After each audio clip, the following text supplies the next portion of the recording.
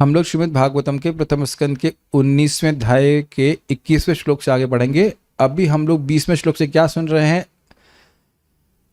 ऋषि 19वें में कहा ऋषय महर्षय उचुः, महर्षियों ने क्या बोला तो क्या बोला वो 20 और 21 श्लोक में है। तो 20 में आपने क्या सुना था? न वा इदं राजर्षिवर्य चित्रम भवस्सु कृष्णं समनुव्रतेषु ये ध्यासनम राज किरीट जुष्टम सद्यो जहुर्भगवत पार्श्व कामः। आप राजर्षिवर्य, सारे राजर्षियों में सर्वश्रेष्ठ है महाराज परीक्षित, और आपके लिए ऐसा करना विचित्र नहीं है। भवस्तु कृष्णम समनुव्रतेषु, आपके पूर्वज भी इस प्रकार से भगवान श्री कृष्ण के अनुगामी रहे हैं। क्या करना विचित्र नहीं भाई? ये अध्यासनम राज किरीट जुष्टम, जो आपका द्वारा अध्यासित आसन था, मतलब जिस पे आप आरूढ़ थे राज सिंहासन, वह राजाओं के किरीट यानी कि राजाओं के मुकुट से जुष्ट सुसज्जित था, वो उस पर अर्पित किए गए थे। आप पूरे विश्व के राजा थे और ऐसे आसन को सद्यो जहु तुरंत त्याग दिया। वैसे देखा जाए तो यहाँ कभी कभी देखा जाता है कि माइक पकड़ा देते तो माइक नहीं त्यागना चाहते। यहाँ का मतलब देखा जाता है कि लोग गाते ही रहते देखा जाता है, कई बार देखा जाता है। और आसनों से आसक्त होते हैं, प्रभुपाद इसकी व्याख्या भी कर दी है, पॉलिटिशियंस की बात कर रहे थे। तो क्यों त्याग दिया? भगवत पार्श्व कामा, भगवान के पार्षद बनने की, भगवान के सानिध्य की कामना करने की इतनी उत्कट लालसा थी कि तुरंत त्याग दिए।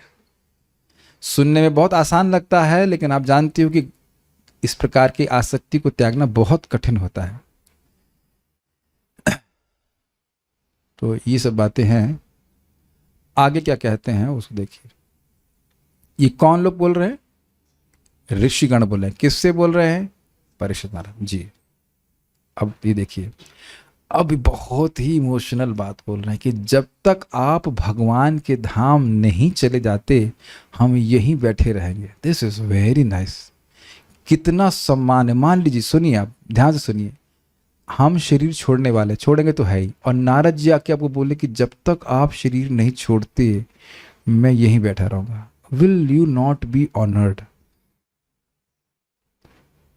Think about that. महान, देखिए ये सब लोग महाभागवत है। हम बता रहे ना, श्लोक को देखेंगे तो आपको महत्व समझ में आएगा।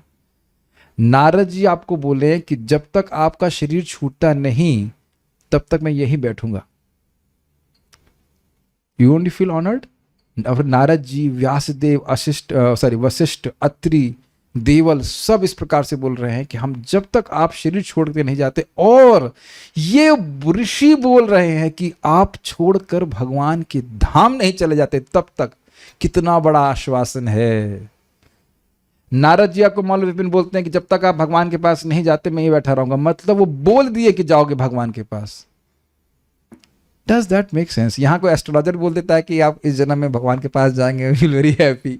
वैसे तो अपना कोई चांस लगता नहीं है, लेकिन कभी कभी कोई बोल देते हैं कि आपका आखिरी जन्म है, भक्त लोग बड़े खुश हो जाते हैं। सुना है आपने कभी कभी ऐसा? कभी कभी कोई एस्ट्रोलॉजर बोल देता है शायद आपको खुश करने के लिए। We know, who knows, maybe true also. कभी कभी किसी को बोला होगा भक्तों को, तो बड़े आप खुश हो जाते हैं। लेकिन नारद जी नहीं है। नारद जी तो जानते हैं, नारद जी तो पूछ लेंगे ये कब जाने वाला है उनको तो पता है। और जब जान ही रहे हैं, इनकी क्या भावना थी? मैं किसी जन्म में, जिस जन्म में जन्म लूंगा वहां भक्तों का संग प्राप्त हो, मुझे भगवान में रति इत्यादि। लेकिन यहाँ देखिए क्या बोल रहे, बहुत अच्छा श्लोक है, मेरे पीछे बोलिए, 2-3 बार आवृत्ति करेंगे। सर्वे वयम तावदिहास्महेथ, सर्वे वयम तावदिहास्महेत, कलेवरम यावदसौ विहाय, कलेवरम यावदसौ विहाय, लोकं परम विरजस्कं विशोकं, लोकं परम विरजस्क विशोकं, यास्यत्यं भागवत प्रधानः, यास्यत्ययं भागवत प्रधानः, सर्वे वयं तावदिहास्महेथ, सर्वे वयं तावदिहास्महेत, कलेवरं यावदसौ विहाय, कलेवरं यावदसौ विहाय, लोकं परम विरजस्कं विशोकं, लोकं परम विरजस्कं विशोकं, यास्यत्यं यास्यत्ययं भागवत प्रधानः यास्यत्ययं भागवत प्रदानः सर्वे वयं तावदिहास्महेथ सर्वे वयं तावदिहास्महे कलेवरं यावदसौ विहाय कलेवरं यावदसौ विहाय लोकं परं विरजस्कं विशोकम् लोकं परं विरजस्कं विशोकम् यास्यत्ययं भागवत प्रधानः। यास्यत्ययं भागवत प्रदानः। आप भी बोलिए, अच्छा श्लोक। सर्वे वयं तावदिहास्महेत सर्वे वयं तावदिहास्महेथ कलेवरं यावदसौ विहाय कलेवरं यावदसौ विहाय लोकं परं विरजस्कं विशोकम् लोकं परं विरजस्कं विशोकम् यास्यत्ययं भागवत प्रधानः यास्यत्ययं भागवत प्रधानः। बहुत अच्छा श्लोक। हम सब यहाँ पर तब तक प्रतीक्षा करेंगे जब तक भगवान के प्रमुख भक्त महाराज परीक्षित परम लोक को लौट नहीं जाते, जो समस्त संसारी कल्मश तथा समस्त प्रकार के शोक से पूर्ण रूप से मुक्त है। अन्वय देखिए, अथ तत्पश्चात वयम, यानी वयम तो मतलब समझते हैं हम, सर्वे, सर्वे का अर्थ क्या है? एक भी भाई नहीं जाएगा ऐसा बोलते हैं, ए भाई, कोई भाई नहीं जाएगा, कोई भाई नहीं बोलेगा। तो सर्वे मतलब जितने लोग आए हैं, एक भी व्यक्ति अब और कोई कार्य करने नहीं जाएगा। अरे भाई सोचिए ना, क्या अद्भुत ये सम्मान है, अद्भुत प्रेम है। अद्भुत प्रेम नहीं सूचित हो रहा है कभी जिंदगी में हम ऐसा किए हैं? बताइए। कोई व्यक्ति कहीं पे भी शरीर छोड़ रहा हो, बोलते जब तक आप शरीर नहीं छोड़ेंगे तब तक हम यहाँ रहेंगे। बल्कि उल्टा बोलते हैं, राम जी इनको उठा लेते तो अच्छा होता। क्यों? ये सुना है ना भाई, बड़ा कष्ट पा रहे हैं और राम जी इनकी सुन लेते तो अच्छा होता। वो कष्ट वो नहीं पा रहा है, कष्ट हम पा रहे हैं सेवा करने में। ये शब्द सुने हैं आपने? बहुत बार लोग बोलते हैं बड़ा कष्ट पा रहे हैं, ये उठा लेते राम जी। तो यहाँ अब बहुत ही अद्भुत बात आप देख रहे हैं, परीक्षित महाराज का संग भी वह चाहते हैं और उनके संग में कृष्ण कथा श्रवण करने आए हैं, पहले ही सुन चुके हैं यहाँ बात। और कोई भाई नहीं, कोई ऋषि नहीं जाने के लिए उत्सुक है। जब तक आप भगवान के पास नहीं चले जाते तब तक हम यहीं पे हैं। कितना सुंदर बात बोल रहे हैं, कितना प्रेम है। इतने महान ऋषियों से इस प्रकार का प्रेम में वाचन सुन के कौन व्यक्ति प्रसन्न नहीं होगा, वो भी मृत्यु के समय। क्या ये भगवान की कृपा नहीं है? इसलिए कह रहे हैं वयम सर्वे, अयम, अयम इह, यहाँ इस स्थान पर, यह तो समझते हैं इस स्थान पर, तावत आस्महे, तब तक प्रतीक्षा करेंगे।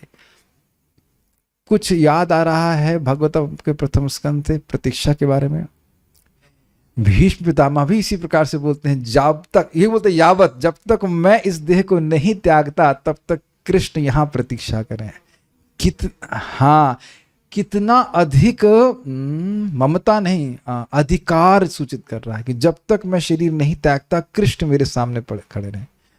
और यहाँ भी कितना प्रेम सूचित हो रहा है, जब तक हमारे प्रिय परीक्षित महाराज शरीर नहीं त्यागते हम यहीं बने रहेंगे। क्या उनके पास और कोई कार्य नहीं थे? मैं जब यहाँ इसको पढ़ रहा हूँ तो मुझे याद आ रहा है, परम पूज्य भक्ति तीर्थ महाराज जब शरीर छोड़ने वाले थे तो वो उनके मित्र परम पूज्य राधानाथ महाराज जी को बोले कि मैं शरीर छोड़ने वाला हूँ, मैं चाहता हूँ कि मैं आपकी गोद में आप उसमें शरीर छोड़ूं। तो महाराज के बहुत सारे इंगेजमेंट से, महाराज तो बहुत व्यस्त रहते हैं, वह छोड़ करके पूरा 2 हफ्ते वो गीतावली था, गीता नगरी, क्षमा कीजिएगा, गीता नगरी में रहे। और हम समझते उनकी गोदी में ही महाराज शरीर छोड़ा है, जैसे मैं समझ रहा हूँ। नहीं आओ जो भी था हमारा चले गए, लेकिन फिर भी महाराज रुके। और यहाँ भी मैं देखा इस प्रकार से, कौन से महाराज जी थे हॉस्पिस में वो शरीर छोड़े थे, महाराज जी का नाम याद नहीं आ रहा, नहीं है, भूल रहा हूँ नाम, नहीं, हॉस्पिस में ही पे कुछ साल पहले, तो वहाँ पे भी महाराज आए थे और अन्य महाराज लोग भी आए थे, भूल रहा हूँ मैं नाम ऐसे करके। Very very intimate, is it not? यावत भागवत प्रधान, जब तक भगवत भक्तों में प्रधान, असौ, असौ का मतलब होता है यह, यहाँ पे असौ का मतलब हुआ महाराज परीक्षित, ये कलेवरम विहाया, इस देह को परित्याग करके वीरजस्कम, वीरजस्कम, जहां रज नहीं है, रज तमो इत्यादि का कोई प्रभाव नहीं है, संसारिक कल्मश से सर्वथा मुक्त, मतलब वैकुंठ धाम जहां गुणों का कोई प्रभाव नहीं है, तथा विशोकम, सभी प्रकार के शोक से जो पूर्ण रूप से मुक्त है। इस जगत में शोक के अलावा है क्या, दुख के अलावा है क्या? तो यहाँ के तीनों तापों की वजह से जीव हमेशा शोकाकुल रहता है। कोई कठिनाई समझने में? नहीं। तो वहां पे न तीन ताप हैं, और एक बहुत मुश्किल है चीज वहां ढूंढना, पता है क्या? और वो है दुख। अगर आप दुख के अभ्यस्त हैं तो अब वैकुंठ जाने के लिए प्रयास मत कीजिए, वहां नहीं मिलने वाला, और बेचारे बद्धजीवों अनंत काल तक नहीं मिलेगा। और कहें कि वापस आके हमने, वह भी चांस नहीं मिलेगा। अगर आप कहें कि हम दुख में आ सकते हैं तो वैकुंठ में नहीं मिलने वाला है। Are you too much attached to misery? Yes, that's why you want to be here, is it not? बोल रहे हैं नो, लेकिन चाह रहे हैं यस, क्योंकि जो दुख के स्रोत है उसी में तो आ सकते हैं वो करने में। ठीक है, कोई नहीं कोई नहीं, समटाइम्स आई प्ले ट्रिक्स। सो विशोक, विरजस्कम विशोकम, वैकुंठ का नाम नहीं लिया, ये भागवत की शैली है। ब्रह्मलोक तक भी विरजस्कम विशोकम नहीं कहा जाएगा, ऑल्दो यद्यपि उनको कोई शोक नहीं होता है, लेकिन फिर भी जो सुख वैकुंठ का है वो इस जगत में कहीं नहीं। आ ब्रह्मा भुवनालोका पुनरावर्ती न अर्जुन। परम लोकम यास्यति, परम लोक को नहीं चले जाते, ठीक है। सर्वे वयम तावत इहा अस्म हे अथ, हम सब लोग यहाँ पे रहेंगे, हम सब लोग, किसी को अब और कोई अर्जेंट काम नहीं है। ऐसा मत सोचिएगा मैंने कहीं कुछ पढ़ाना नहीं था या कुछ कार्य नहीं करने थे। बड़े बड़े लोग आए हैं, क्या वशिष्ठ जी को कुछ काम नहीं है? What do you think? ये नारद जी को कुछ काम नहीं है? नारद जी को काम ना हो? सोचिए कि हम किस संवाद को सुन रहे हैं। सुनाई पड़ रहा है कुछ? हम उस संवाद को सुन रहे हैं जिसको ब्रह्मांड के सारे ऋषि छोड़ करके सुनने आए हैं। कितना महत्वपूर्ण संवाद होगा। Special day of Bhagavatam. कभी सोचा ऐसा हमने? आप लोग तो केवल अपना घर छोड़ के थोड़ा बहुत ही चल पड़ के आए हैं कि नहीं, मैं भी ऊपर से नीचे आ जाता हूं बस। और जूम वाले तो वहीं बैठे जूम कर लेते, they are zooming in, yes very good. But यहां के ऋषि जूम इन नहीं कर रहे, वो रूप मतलब साक्षात आ रहे हैं, कहां कहां से, ब्रह्मांड से चल करके आ रहे हैं। हम लोग का कितना बड़ा सौभाग्य है कि हमको पढ़ने को मिल रहा है, सुनने को मिल रहा है। कब तक रुकेंगे आप? तो कह रहे हैं कलेवरम यावद असौ विहाया। असौ मतलब ये परीक्षित महाराज जब तक अपने कलेवर को, शरीर को नहीं त्यागते हैं। परीक्षित महाराज अपने शरीर को त्यागेंगे, उनका शरीर परीक्षित महाराज को नहीं त्यागेगा। ये बात समझते हैं बुद्धिमान भक्तों? What it? कितने लोग को नहीं समझ में आई बात? अरे कोई हाथ नहीं खड़ा करेगा। और पूछ लूं क्या मतलब है? चलो इधर चलो, हम इधर नहीं देख रहे। पुरुषों में, भक्तों में क्या बोला मैंने? हमारे बीच में आए हुए किसकी परीक्षा ले हम? चलो हम श्याम सुंदर की परीक्षा ले लें। श्याम सुंदर प्रभु समझ ही आ गए होंगे, इसलिए क्या बोला मैंने अभी? कलेवरम विहाया का क्या अर्थ है? अरे अब जूम वाले डिवोटीज म्यूट रहते हैं। परीक्षित महाराज शरीर छोड़ेंगे, शरीर परीक्षित महाराज को नहीं छोड़ेगा। हाँ, इसका मतलब क्या है? मतलब वो शरीर में शक्त नहीं है। Yes very good. कलेवरम यावत असौ विहाय, वह शरीर को त्यागेंगे, शरीर उनको नहीं त्यागेगा। प्राय प्राय जगत में लोग शरीर छोड़ना नहीं चाहते, प्लीज समहाउ उधर रुक जाए और 2-4 साल, वो क्या कहते हैं उसके ऊपर, क्या कहते हैं उसको, सांस लेने वाले इंस्ट्रूमेंट को क्या कहा जाता है? वेंटिलेटर लगा लगा कर हवा भरी जाती है, लेकिन फिर पूरा हवा निकल जाती है तो कहते ठीक है अब जला दो इसको। इस प्रकार से नहीं। अच्छा कहाँ जाएंगे लोग? तो क्या है? लोकम परम, परम लोकम, परम मतलब श्रेष्ठम, परम मतलब उससे श्रेष्ठ अब कोई लोक नहीं है। ब्रह्मलोक से श्रेष्ठ है वैकुंठ है। तो कह रहे वैकुंठ की प्राप्ति करेंगे। वो लोक कैसा है? तो कह रहे विरजस्कम, अर्थात वो रजो तमो और सतोगुण से युक्त, कोई वहां पे प्रकृति के कोई गुण नहीं काम करते। विशोकम, वहां आनंद ही है, वहां किसी प्रकार का शोक नहीं। यास्यति मतलब जब तक नहीं जाते। अयम भगवत प्रधान, ये भागवत प्रधान, सारे भक्तों में सर्वश्रेष्ठ, सबके सामने पब्लिकली बोल रहे हैं कि महान भक्त हैं। अब ये बात देखिए ना, मैं फिर आपको बात याद दिला दे रहा हूं, सारे ऋषि या कह से किसी भी ऋषि ने विरोध मत प्रस्तुत नहीं किया कि परीक्षित महाराज भगवान के पास नहीं जा रहे, और किसी ने यह भी विरोध नहीं किया कि ये भागवत प्रधान नहीं है। करने वाले का कोई मतलब ही नहीं है, लेकिन मैं बोल रहा हूं क्या ये सभी ऋषियों का अत्यधिक प्रेम नहीं, और यह भी नहीं कहा कि एक भी ने नहीं कहा कि मैं जा रहा हूं। So this was the most important thing they had to do now here Bhagavatam in the association of Maharaj Parikshit, and when he leaves his body then they will leave. Parikshit Maharaj के समय साथ बैठ करके सुखदेव गोस्वामी आएंगे अभी और वो कथा सुनाएंगे। ये भी किसी को पता नहीं है, ये भी अभी एटलीस्ट किसी को पता नहीं कि सुखदेव गोस्वामी आने वाले हैं। वो तो अभी 25 श्लोक में आएंगे, अभी 25 श्लोक पढ़ा नहीं गया है। जब ये बोल रहे हैं, अब देखो आप ये मान लोगे कि ये त्रिकालज्ञ हैं, वो सब ठीक है, वो भी है, लेकिन एक दृष्टि से देखें तो अभी सुखदेव गोस्वामी नहीं आए हैं। एक्साइटमेंट बना हुआ है कि नहीं? और फिर भी ये बोल रहे हैं कि भगवान के पास जाएंगे। क्यों जाएंगे? कि भगवान को क्या बोल चुके हैं, धृतचित्तम ईशे, भगवान को मैं अपने हृदय में धारण किया हूं। Is very exciting Shrimad Bhagavatam, नहीं? ठीक है, ओके।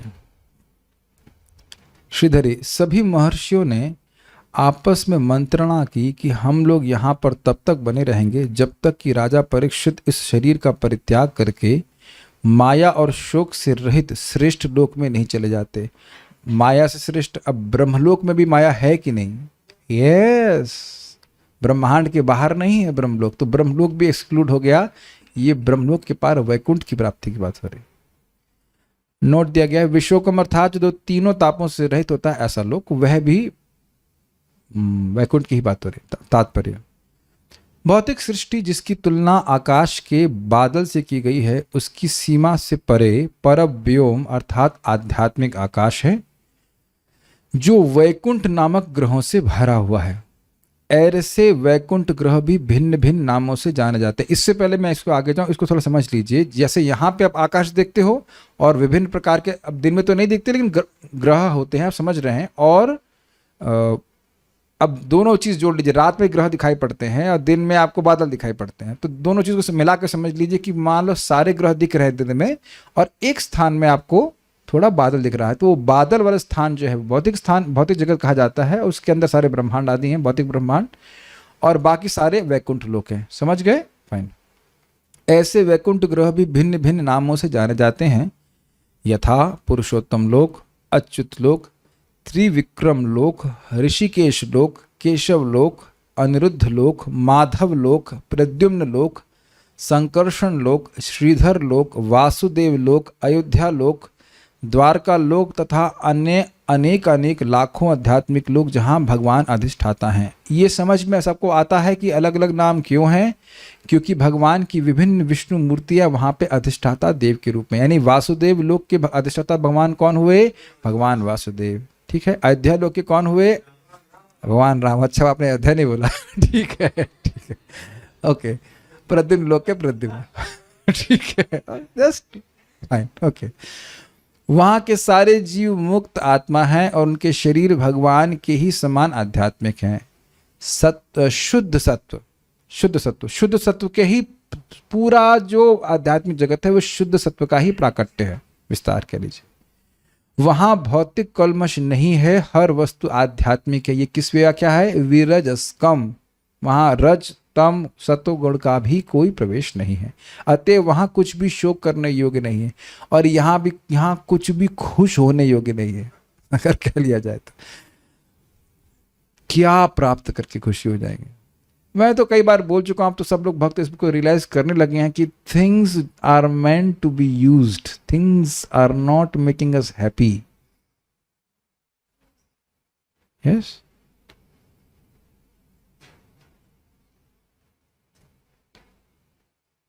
एक बार थोड़ा मजाक बनाएंगे, एक भक्त को बाल झड़ने का दुख था, लेकिन अगर बाल झड़ने का दुख वाकई दुख है तो मुझे क्यों नहीं हो रहा है? हमें तो बाल उगने का दुख होता है, फिर नाई को बुलाना पड़ेगा, शेव कराना पड़ेगा। जीव के स्तर पर सब बराबर ही है ना, तो अब दुख किस लिए है बताइए? मान लो किसी को ये बहुत बड़ा दुख है, लोगों को बड़ी इसके पूरा बिजनेस चल रहा है, नहीं चल रहा? क्यों भैया, शौक होता है कि नहीं? आप लोग को नहीं होता, हम लोग ब्रह्मचारी लोग खुश है, लेकिन अच्छा हेयर स्टाइल, हेयर ही नहीं, स्टाइल भी नहीं। लेकिन ये एक बहुत बड़ा दुख होता है। माता जी को तो बहुत बड़ा दुख होता है, प्रभु जी को बहुत दुख होता है। होता है। क्यों हो रहा है? बस एक बात पूरा कर दीजिए, समझा दीजिए, फिर समझ में आ जाएगा क्यों। शरीर मानते हैं इसलिए विशोक होता है। विशेष शोक हो रहा है यहाँ पे तो। वैसे तो यहाँ विशोक का अर्थ अलग ले लिया, लेकिन विशोक मतलब बिना शोक के, लेकिन यहाँ तो विशेष शोक होता है हर दिन। अच्छा, एक दिन ऐसा गया जहाँ बिना शोक के पार हो गए हो। कुछ ना कुछ शोक व्यक्ति को लगा ही रहता है, ये नहीं मिला, हाय वो मिल जाता है, इत्यादि इत्यादि। जबकि हमारा किसी जगह से कोई संबंध नहीं, वहां कुछ भी इस प्रकार के नहीं। बड़े सुंदर बाल मिलेंगे, कभी झड़ेंगे नहीं बाल, घबराइए मत। ना कभी वृद्ध होंगे। कभी सोचा कि आप वृद्ध होगे कैसे दिखाई पड़ेंगे? सोचना भी नहीं चाहते। Is it not? What do you think? लेकिन नहीं होंगे। वैकुंठ जाएंगे तो वाकई सुंदर लगेंगे हमेशा के लिए। तो अगर वाकई बालों को झड़ना रोकना चाहते हैं तो वैकुंठ की चले जाइए, वहां कोई दिक्कत नहीं। स्वर्ग में भी बाल झड़ते नहीं, लेकिन वैकुंठ में तो मरता ही नहीं कभी भी। Good idea. एक एग्जाम्पल दिया गया, उपलक्षण से बहुत सारी चीज हो सकते हैं। पिता की मृत्यु की वजह से रोता है, और क्या क्या चीजों के लिए रोता रहता है व्यक्ति। एक दिन बताइए कि शोक ना हुआ हो किस चीज का। हर दिन कुछ ना कुछ आता है इस प्रकार से। Can you actually imagine a place where there is no misery? मैं प्रश्न कर रहा हूं, हिंदी में बोलता हूं, क्या ऐसे स्थान की कल्पना कर सकते हैं जहां कोई दुख ना हो? अच्छा, ये इतने हाथ खड़ा कीजिए कि एक व्यक्ति कल्पना कर पा रहा है। देख रहे कितना मुश्किल है। पहली चीज तो आप ये सोचेंगे कि वहां एसी की जरूरत नहीं होगी। मैं जो सोचता हूं ना कि वैकुंठ की, तो मैं सोचता हूं कि ठंडा होगा, मुझे गर्मी पसंद नहीं इसलिए, लेकिन कूल कूल होता होगा। पता नहीं वैकुंठ कैसा होगा। आप जो सोच रहे हैं उससे बिल्कुल विभिन्न है, बिल्कुल अलग। स्वर्ग की धारणा नहीं कर सकते। मैं तो स्वर्ग के बारे में सोचता हूं तो पहली चीज सोचता हूं गर्मी नहीं होगी at least. I don't know about स्वर्ग ऑल्सो। क्या हम लोग स्वर्ग की भी धारणा कर सकते हैं? स्वर्ग की धारणा नहीं कर सकते, तो फिर वैकुंठ की धारणा कैसे करेंगे? इसीलिए देखिए भाइयों, माता जी, प्रभु जी, बारंबार सुनना है ताकि चित्त उधर जाता रहे। मैं फिर प्रश्न करूंगा, आज कितने लोगों ने वैकुंठ या गोलोक के बारे में सोचा?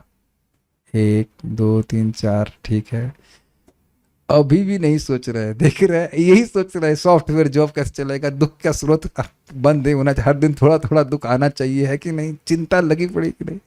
कितनी हंसी की बात है ना। Anyways, this is nice. Srila Prabhupada ji बहुत सुंदर बात कहते हैं। कोई बहुत सिंपल सी बात कहते हैं, लेकिन बहुत सुंदर।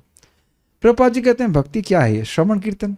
यानी जितनी बार आप श्रवण कर रहे हो, क्या हो रहा है? आपकी भक्ति बढ़ रही है। We are getting transformed as we are reading this text. हम लोग का चित्त का परिवर्तन हो रहा है जैसे हम इस ग्रंथ को, इस दिव्य शब्द को पढ़ रहे हैं। Try to understand this point. ये दिखता नहीं है, लेकिन हर सिलेबल, हर शब्द के संग हम परिवर्तित हो रहे हैं। हमारा चित्त परिवर्तित हो रहा है, और एक दिन पूरा साफ हो जाएगा। मतलब समझ रहे हैं, भक्ति बढ़ती जा रही है, पूरा चित्त साफ हो जाएगा, एक दिन हम भगवान के दर्शन कर पाएंगे। इसी वैकुंठ का दर्शन ब्रह्मा जी को कराया जाएगा उनके हृदय में, दूसरे स्कंद में। आगे आप देखिएगा। तो इस प्रकार का ध्यान। मैंने सब बातें क्यों बोली? जब हमारी दृष्टि ऊपर रहेगी तो यहाँ बाल झड़ने का शौक नहीं होगा। कहने का आशय है, उपलक्षण से बाल झड़ना, बाल तो झड़ेंगे, शोक करोगे तो भी झड़ेंगे। Is it not? कई बार ऐसे भी होता है। पैसा छूटेगा, वृद्धावस्था आएगी, लेकिन शोक नहीं होगा। मैं ये नहीं कह रहा हूं कि बाल झड़ रहा है तो आप उसके लिए जो भी है वो करें या ना करें, लेकिन जिनके बाल नहीं झड़ रहे उन्हें किसी और चीज का शौक है। मेरी बात समझ रहे हैं? लौकिक बात नहीं से समझने का प्रयास कीजिए। किसी के पैसा कम नहीं हो रहा है तो उसका बच्चा फेल हो रहा है। हमसे बोला गया था, हमने, याद है, हमने पूरा बताया, गोलोक का चार्ट समझाया, एक बड़ा विशेष प्रश्न किया क्लास के बाद। हमारी लड़की पहले फर्स्ट आती थी, अब थर्ड आती, प्रभु जी क्या करें? हमने कहा माता जी यही प्रश्न करना है आपके पास। गोलोक, हम वहां गोलोक पहुंच रहे हैं और आप यहाँ फर्स्ट और थर्ड में फंसी हुई हैं। यही शौक पड़ा हुआ है, बताइए लोगों का। ये इस प्रकार से जिंदगी बीत रहा है लोगों की। कुछ भी शौक करने योग्य नहीं है। अच्छा, ये भी होता है व्यक्ति खुद का सामर्थ्य है लेकिन सामने से किसी व्यक्ति को देख लेता है जो उससे अधिक श्रेष्ठ है, फिर शोक करने लगता है हम तो उतने सुंदर नहीं, हम तो उतना अच्छा गा नहीं सकते, हम उतना बोल नहीं सकते। ये भी देखा गया है, नहीं देखा गया, ये तो बहुत दृष्ट है। लेकिन वैकुंठ में इस प्रकार की ईर्षा भी नहीं। वहां भौरे गाते हैं तो चिड़िया चुप हो जाती है भौरों का गायन सुनने के लिए। आप देखेंगे तीसरे स्कंद में, तीसरे स्कंद में तो रहेंगे ना आप लोग? हाँ ठीक। अतः वहां कुछ भी शोक करने योग्य नहीं। ये लोक दिव्य आनंद से पूर्ण है, वहां ना जन्म है, न जरा, न मृत्यु और न रोग है। देखिए, आप विचार कीजिए, अपने ही शरीर में, हमारे शरीर में खुश होने वाला क्या है और उसके लिए हम शोक कर रहे हैं। सी, there is nothing to be nothing lamentable about our body, and we lament for our body, our bodily things. उपर्युक्त समस्त वैकुंठ लोकों में एक परम लोक है जो गोलोक वृंदावन कहलाता है, जो भगवान श्री कृष्ण तथा विशिष्ट पार्षदों का धाम है। महाराज परीक्षित के लिए यह विशिष्ट धाम पूर्व निश्चित था और वहां पर एकत्र हुए सारे ऋषि इसे पहले से देख सकते थे। तो अभी मैंने जब वैकुंठ बोला तो आप लोग सोच रहे होंगे अरे भाई वैकुंठ गए कि गोलोक गए। मैं जानबूझ के गोलोक का नाम नहीं लिया ताकि आप लोग जगे रहें। जानबूझकर, मुझे पता था कि ये बात है। हाईलाइट किसने किया इसको? मैंने किया, ठीक है। तो मैं पढ़ के आया हूँ कि नहीं, क्या लगता है आपको? मैं जानबूझकर वैकुंठ बोला। देखिए, एक जेनरिक टर्म है। गोलोक में क्या कुंठा है? गोलोक में भी कोई कुंठा नहीं, गोलोक में भी आनंद है। लेकिन एक गोलोक उन सारे वैकुंठों में सर्वश्रेष्ठ धाम है, ये बात बोला जा रहा है। तो यहां शब्द था परम लोकम। परम लोकम का अर्थ अगर वैसे पकड़े तो उससे परे कोई लोक ही नहीं है, अर्थात गोलोक की प्राप्ति कर। समझ में आ गया? ठीक। अब इसको जरा विचार कीजिए। महाराज परीक्षित के लिए यह विशिष्ट धाम पूर्व निश्चित था। इसका अर्थ क्या है? कि यह तो वहां जाएंगे ही। इसका अर्थ क्या? इसका अर्थ है कि जीवन के कार्यकलाप ऐसे थे कि जाएंगे ही। कुछ शिक्षा प्राप्त हो रही है और हम लोगों को भी बड़ा क्लियर बताया गया है। ऐसा नहीं आप बोल सकते मरते समय कि मुझको पता नहीं था 16 माला करने से, 4 नहीं पालन करने से, वो जा रहा, मैं रह जा रहा हूं। वो जा रहा है और मैं रह जा रहा हूं। None of us can claim this कि हमको बताया नहीं गया था। जो करना है वो अभी करना है। पुराना कुछ था वो सब डिलीट मार देंगे। कितना पुराना? जन्म कोटि हंसाम अपी, करोड़ों करोड़ों जन्म का जो भी पास्ट है वो डिलीट कर देता है। क्या रबर का नाम बताइए? हरे कृष्णा कृष्णा कृष्णा हरे हरे। हाथ खड़ा करो, हरे राम राम राम हरे। ये भी मैं गलत बोल दिया। इसमें तो 16 नाम है, हरे से ही डिलीट हो गया। तो हरे क्या पहली बार बोल रहे हैं आप? अरे तो बहुत पहले बोला था। ये सब हिसाब किताब है। तो जो भक्त यहाँ पे नाम जप कर रहा है, भगवान में अपने चित्त को लगा रहा है, क्यों नहीं भगवान के पास जाएगा? तो यही बात बोल रहे हैं कि ऐसा नहीं कि अब परीक्षित महाराज को याद आ रहा है कि हाँ भाई क्या करना चाहिए, भजन करना चाहिए। नहीं, जीवन भर भजन किए। जैसे कोई व्यक्ति जीवन भर पाप कर रहा है तो पूर्व निश्चित हो चुका है कि इनका कहाँ ट्रांसफर होगा। Do you agree? समझ गए ना ये बात? इस बात को समझिए। इस जन्म के इस समय के कार्यकलाप हमारे मन को प्रभावित करते, समझते हैं, और ये सब जुड़ता जाता है और अंत में मन की जो अंततोगत स्थिति होती है उससे अगला जन्म प्राप्त हो जाता है। ठीक है? तो ये परीक्षित महाराज हमेशा भगवान के भक्त रहे हैं तो भगवान के पास जाएंगे। और किस में आसक्त रहे हैं? कृष्णानुव्रतेषु, कृष्ण में आसक्त रहे हैं, तो इसलिए अन्य वैकुंठ में नहीं, कृष्ण लोक में ही जाएंगे। क्लियर? ये भक्तों को समझ में आ रहा है? ऐसा मत सोचिएगा कि अब आप लोग जीवन भर कृष्ण की पूजा करें और अब आप वैकुंठ चले जाएंगे। Krishna is not like that. You have been attached to Krishna, so you will go back to Krishna.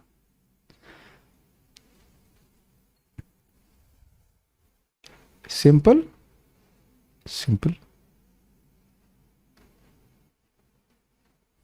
Does it make sense? आप कृष्ण बलराम से आ सकते हैं तो कृष्ण बलराम में, इसलिए एक सूत्र आपको बताना चाहता हूं। प्रयास करें कि एक ही विग्रह पे अपने आसक्ति को डेवलप करें। इसीलिए हम, खैर हमारे अलाउड भी नहीं है और हम करते भी नहीं अलग से कोई डेटी वर्शिप। कृष्ण बलराम गौर निताय राधे श्याम। कृष्ण बलराम गौर निताय राधे श्याम। जीना यहाँ मरना यहाँ, आपके सिवा जाना कहाँ। मान लो कृष्ण बलराम कहे तुम बहुत नालायक हो कृष्णदास, हाँ जी प्रभु जी, प्रभु तो हैं भगवान, हाँ जी प्रभु जी, लेकिन क्या करें, जीना यहाँ मरना यहाँ, व्हाट टू डू। हम तो भगवान पे ही कभी कभी आरोप कर देते हैं, आप क्यों नहीं ठीक कर रहे हैं हमको। आप सब ठीक कर सकते हैं, जब आप जानते हो कि आप ठीक कर सकते हो, जबरदस्ती संघर्ष करा रहे हो। हम तो कभी कभी भगवान से गुस्सा कर लेते हैं, क्यों हमसे गलती होने देते हैं। कृष्ण शब्द बोल देने से भगवान अविद्या को भी नष्ट कर सकते हैं। एक क्षण में कोई हमसे गलती नहीं होगी। बेवकूफ़ी की गलतियां करते हैं, अपनी गलती पे हंसी भी आती, रोना भी आता है और बोर भी होते हैं। We are just bored with all this mistakes we do.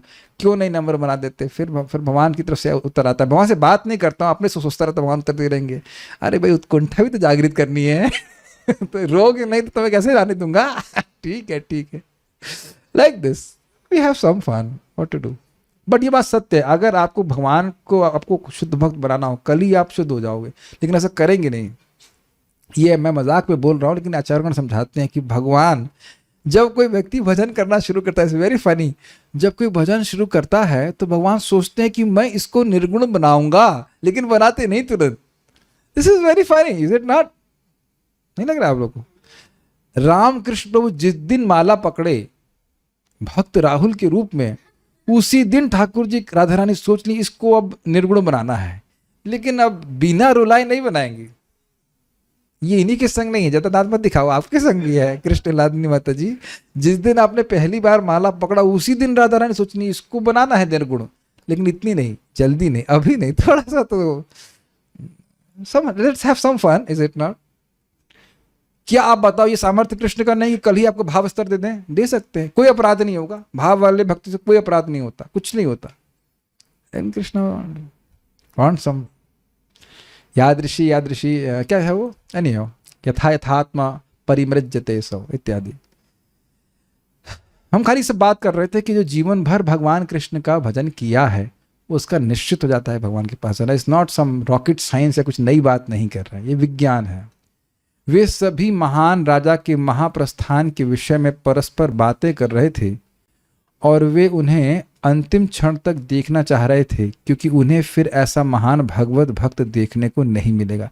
तो आप देखिए, मैं जो बात बोल रहा था समझ आ रहा है? ऋषिगण भी महाराज परीक्षित के प्रति आसक्त हैं, उनसे प्रेम करते हैं। जब भगवान का कोई बड़ा दिवंगत भक्त होता है तो उसमें शोक करने के लिए कुछ नहीं होता, क्योंकि भक्त का भगवत धाम में प्रवेश पूर्व निश्चित है। लेकिन दुख की बात तो यह है कि ऐसा महान भक्त हमारी दृष्टि से ओझल हो जाता है, अतएव दुखी होने की बात तो है ही। हम याद आ रही बात, अभी परम पूज्य भक्ति चारू महाराज भगवान के पास गए तो उनके बारे में भक्ति पुरुषोत्तम महाराज बोल रहे थे। अब हैं सन्यासी और बहुत, मतलब क्या कह सकते हो, ब्रेव, बहुत दबंग कह लीजिए, ऐसे महाराज है हमारे। वो उस दबने वाले लोगों में नहीं है, वो बहुत लोगों से वो मोर्चा लिए हैं। लेकिन हम वो लोग वीडियो में देख रहे थे, कह रहे थे कि हम क्या, उनको सिद्धांत नहीं पता है कि हम आत्मा हैं, जो कुछ भी है, लेकिन जो फिर भी बोलते बोलते क्या कि हम जानते हैं, फिलॉसफी है, सब सिद्धांत जानते हैं, फिर वो रोने लगे बार, क्योंकि वो भक्तों का प्रेम है। वो मैं आज देखिए यही गीता क्लास में बता रहा, we can not forget affection. हम सभी की नीड है प्रेम, उससे ज्यादा कुछ नहीं चाहिए। समझने का प्रयास कीजिए। We want to offer love, that means seva, and we want to accept love. आप बिना प्रेम स्वीकार किए बहुत बोर हो जाएंगे। ट्राई कर लीजिए, एक दिन नहीं रह सकते। There is always some affection. हम किसी से बात करते हैं, कोई मित्र होता है, तो क्या प्रेम का वातावरण नहीं है? बात नहीं करते तो चैट करते, is it not? As soon as you're chatting or doing all those things in any way, there is some rasa. What do you think? नहीं, चाहे मित्र हो चाहे किसी से भी बात कर रहे हैं, आजकल अच्छा हो गया, पहले तो दूर रहते करते हैं। यद्यपि कभी कभी वो बाद में पढ़ेगा, लेकिन आपको लगता है पढ़ेगा तो उसको सुख मिलेगा या दुख मिलेगा, डिपेंड करता है आपका रस क्या है। What do you think? नहीं, इस बात को समझना, ब्रह्मचारी होने से हमारा जो मूल स्वरूप है वो चेंज नहीं हो जाता। आत्मा ब्रह्मचारी नहीं है, चाहे ब्रह्मचारी हो, चाहे वानप्रस्थ हो, चाहे गृहस्थ हो, चाहे कोई भी हो। We want to be loved and we want to offer love. एक जगह प्रभुपाद जी शरीर छोड़ने वाले थे, उसी समय की घटना भक्त लोग बता रहे हैं कि प्रभुपाद जी से भक्त लोग कुछ लोग नहीं मिलने आ रहे थे, कोई भी कारण है। तो प्रभुपाद बोले, is my association so poisonous that nobody is coming to meet मी?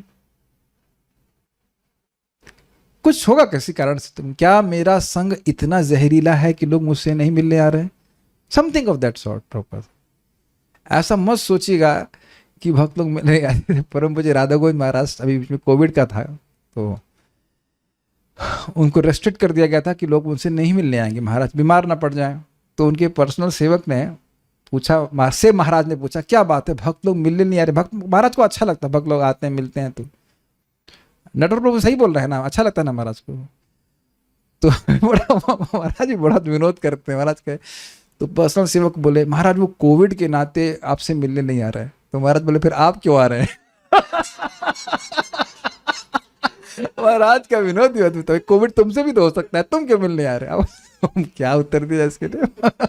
महाराज का विनोद भी अद्भुत है। We want to meet devotee, everyone wants to meet devotees, all devotees want to meet devotees. You must have devotee friends. बहुत बुरे फंसेंगे आपको हम कहें कि हमारा कोई मित्र नहीं है, कुछ भी मित्र, कृष्ण भावना भावक मित्र, इनसे हम भगवान के बारे में बात कर सकते हैं, इत्यादि इत्यादि। तो इस प्रकार का दुख उनको होगा। अतएव दुखी होने की बात तो है ही। आपको पता है जब प्रभुपाद जी ने शरीर छोड़ा था, मैंने सुना है ऐसा कि परम पूज्य तमल कृष्ण महाराज को ऐसा इंस्ट्रक्शन था कि वो नहीं रोएंगे। और आप देखेंगे भी वो जो तो वीडियो बनाया गया प्रभुपाद जी को, जो सारा प्रोसेशन हो रहा है, उनका जो समाधिस्थ किया जा रहा है, तमल कृष्ण महाराज जी नहीं रो रहे हैं। मैंने सुना बाद में वो बहुत फूट फूट कर रहा है कि उस टाइम वो रो देते तो कोई कार्य नहीं हो पाता।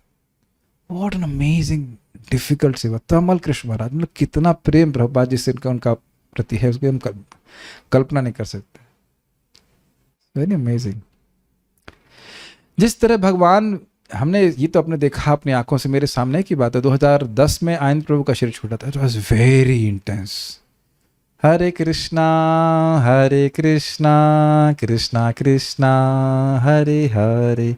आई थिंक वाज नो मृदंगा, केवल भक्त लोग, वीडियो भी आपने देखे होंगे, और उसमें केवल कीर्तन, लेकिन वीडियो में वो इफेक्ट कभी नहीं आ सकता है। इट वॉज वेरी सी। हो क्या रहा था, मैं एक न्यू डिवोटी था, 2 साल ही हुआ था वो ज्वाइन किए हुए, but I was remembering all the kirtans which I had participated in Prabhu ji kirtan. जो प्रभु जी का कीर्तन था वो हमने इसमें पार्टिसिपेट, उन्हीं से देख करके मुझे हारमोनियम सीखने की इच्छा हुई थी।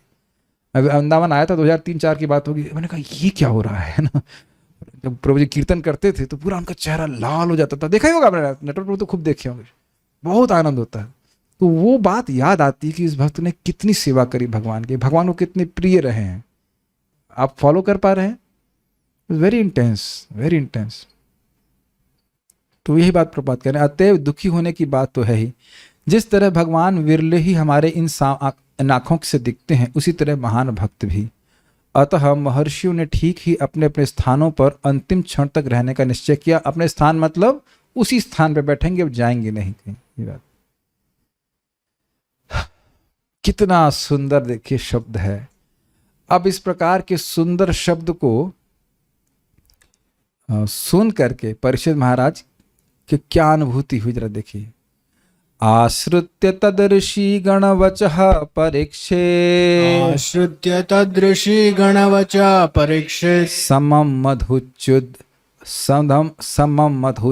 गुरु चाव्यलीकम, समम मधुच्युत गुरु चाव्यलीकम, आभाषतैनान अभिनंद्य युक्तान, आभाषतेनान अभिनंद्य युक्तान, शुश्रूषमाणाचरितानि विष्णोः, शुश्रूषमाणाश्चरितानि विष्णोः, आश्रित्य तदर्षि गणवचः परीक्षेत्, आश्रित्य तदृषि गणवचः परीक्षेत्, समम मधुच्युत गुरु चाव्यलीकम, समम मधुच्युत गुरु चाव्यलीकम, आभाषतैनान अभिनंद्य युक्तान, आभाषतेनान अभिनंद्य युक्तान, शुश्रूषमाणाश्चरितानि विष्णोः, शुश्रूषमाणाश्चरितानि विष्णोः, आश्रित्य तदर्षि गणवचः परीक्षेत्, आश्रित्य तदृषि गणवचः परीक्षित्, समम मधुच्युत गुरु चाव्यलीकम, समम मधुच्युत गुरु चाव्यलीकम, युक्ताव्यलीकम् आभाषतैनानभिनन्द्य युक्तान् आभाषतेनानभिनन्द्य युक्तान् शुश्रूष्यमाणाश्चरितानि विष्णोः। शुश्रूष्यमाणश्चरितानि विष्णोः। बहुत अच्छा श्लोक। महान ऋषियों ने जो कुछ कहा वह सुनने में अति सुमधुर, सार्थक तथा यथार्थ रूप से प्रस्तुत किया गया पूर्ण सत्य था। अतएव उन्हें सुनने के बाद महाराज परीक्षित ने भगवान श्री कृष्ण के कार्यकलापों के विषय में सुनने की इच्छा से महर्षियों का अभिनंदन किया। परीक्षित महाराज ने ऋषिगण एकत्रित मुनियों की समम निष्पक्ष मतलब होता है किसी का पक्षपात न करने वाली, मधुच्युत, च्युत मतलब अलग होना, गिरना, और मधुच्युत मतलब अमृत के समान अत्यंत मधुर, मानो उनके मुख से अमृत निस्सृत हो रहा। निस्सृत समझते हिंदी, गिर रहा हो ऐसा। कभी कभी कुछ लोगों की वाणी इतनी मधुर होती है कि व्यक्ति को लगता है कि हम अर्थ की बात छोड़ दीजिए, वाणी इतनी मधुर होती है कि वाणी लगता है कि बहुत मन को तृप्त कर रही है। कुछ लोगों की अलग भी होती है, इतना जोर से और इतनी श्रील और ऐसी आवाज होती है। हम किसी का नाम नहीं रख रहे हैं, लेकिन ऐसा होता है कि बस आप वहां पे बैठना भी नहीं चाहते हैं। लेकिन यहाँ इनकी वाणी मधुच्युत। भाई ये एक तो बात समझना होगा, जो वाणी भगवान के ही यश को गाती है वो वैसे भी बहुत अच्छी लगती है और सुनने में ही सुंदर थी। और अर्थ तो अब आगे, अर्थ तो आगे बात होगी। मधुच्युत, मधुच्युत, मीठी, मिठास भरी थी, अत्यंत मीठा था। मुझे याद आ रहा है परम पूज्य वृंदावन चंद्र महाराज प्रवचन कर रहे थे, बातें लिंक हो जाती है उसे। तो मैं जैसे प्रवेश ही कर रहा था, ये व्यक्ति क्लास में नहीं गया है, बाहर खड़ा बोल रहा है, कितना मीठा बोल रहे हैं, अच्छा कितना मीठा बोल रहे हैं। हमको परम पूज्य राधा कुंज महाराज का वचन बहुत अच्छा लगता है। पता नहीं महाराज की वाणी क्या, पता नहीं, मतलब भगवान में लगी हुई इतना पवित्र वाणी है। वही जोक आप 1500 बार सुन लीजिए और आप उसके बाद भी हंसेंगे, है कि नहीं। पता नहीं क्यों महाराज की वाणी से तृप्ति ही नहीं होती है। प्रभुपाद जी की वाणी देखिए कितना, हमको तो बहुत आकर्षण लगता है। आप लोग भी सुनते ही होंगे, वही सिंपल सी बात प्रभुपाद कहेंगे, वो इतना हिट करता है। Is it not?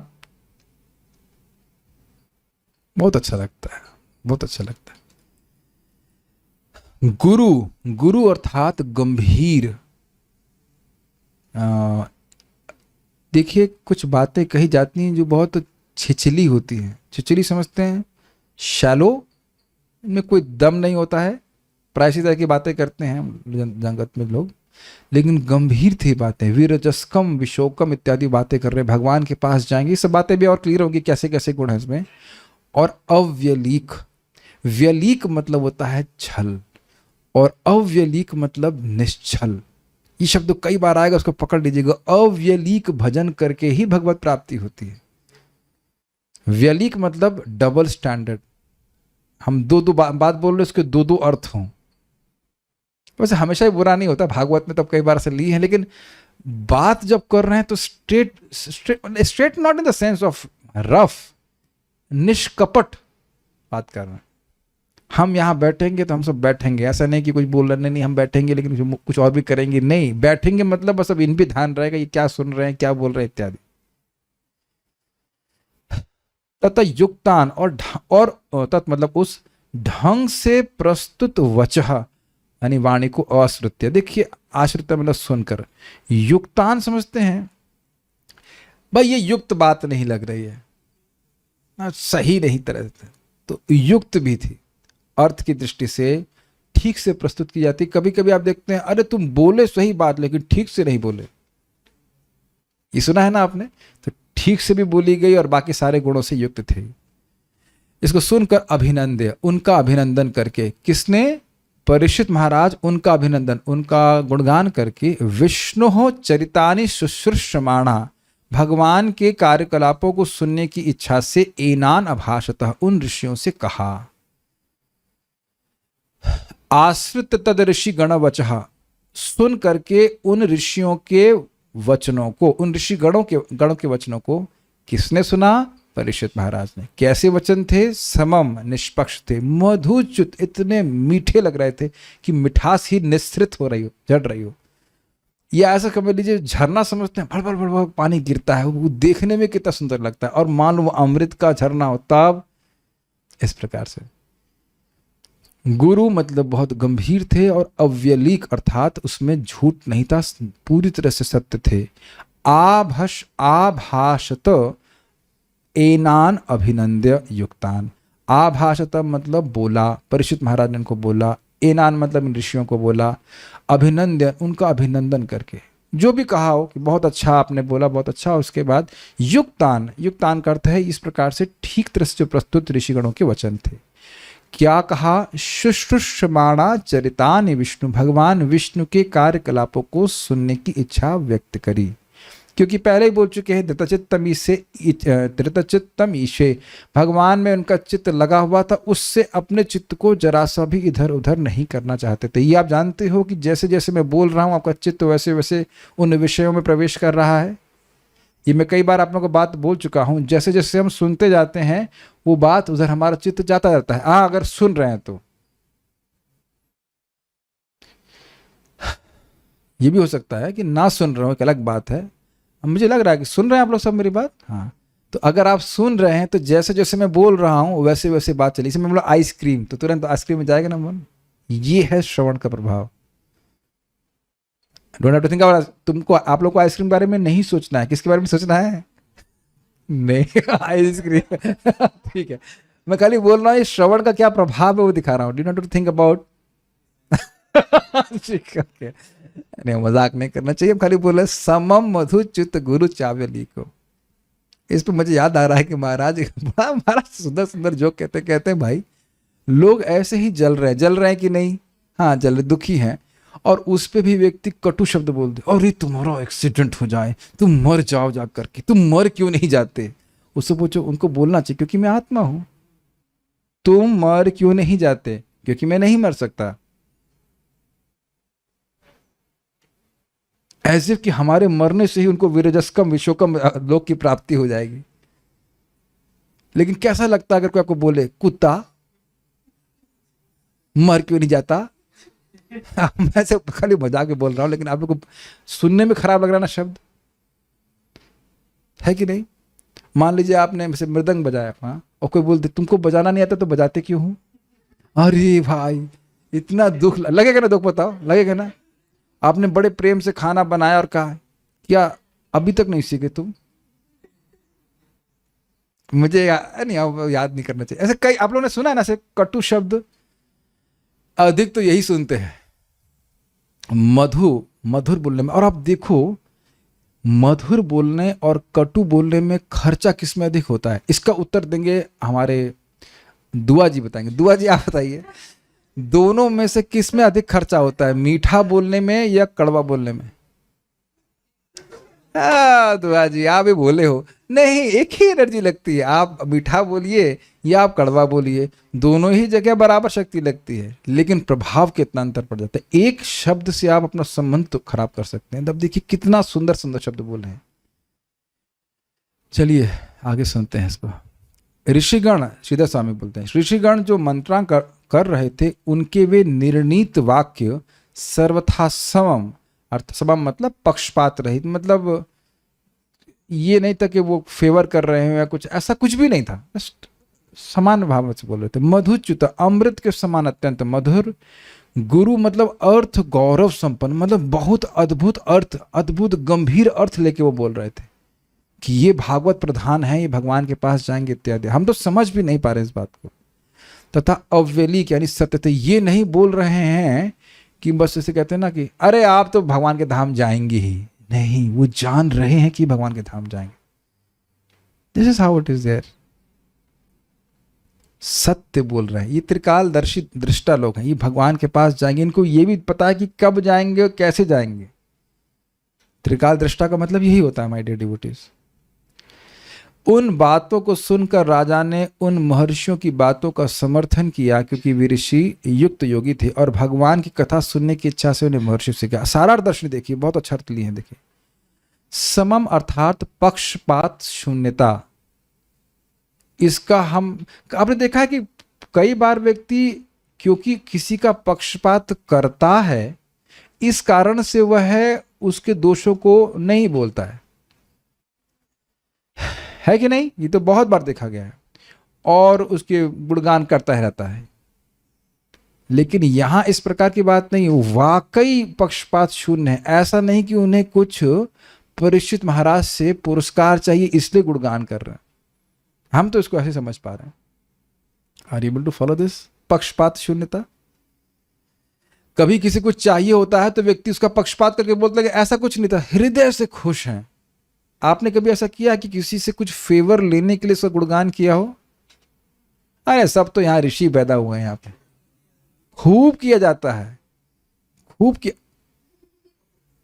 ज्यादा बोल रहे हैं, खूब जम के होता है। जगत में चलता क्या, यही चलता है। कुछ फेवर चाहिए किसी से तो व्यक्ति बहुत गुणगान करता है। लेकिन इस प्रकार का फेवर ऋषि मुनि को नहीं चाहिए। हृदय से प्रसन्न है, हृदय से उन बातों को समझ रहे हैं कि क्या कर रहे हैं, कहां जाएंगे, इत्यादि इत्यादि। हम इसको ऐसे समझ पा रहे हैं। अरे भाई, समम का अर्थ है कि उनको कोई उस गुणगान करके उन्हें कुछ प्राप्त नहीं होना है। अच्छा, ये तो चलिए ऐसा सोचिए, कभी आपने हृदय से किसी का गुणगान किया है? यस, वो भी होता है। There is not, I mean that's what I have understood. समम का अर्थ है, एग्जैजरेट नहीं कर रहे, उन्हें कुछ उससे बदले में चाहिए नहीं। हो सकता कुछ और भी अर्थ हो, हमको उसको यही अर्थ समझ पा रहा हूं, पक्षपात शून्यता।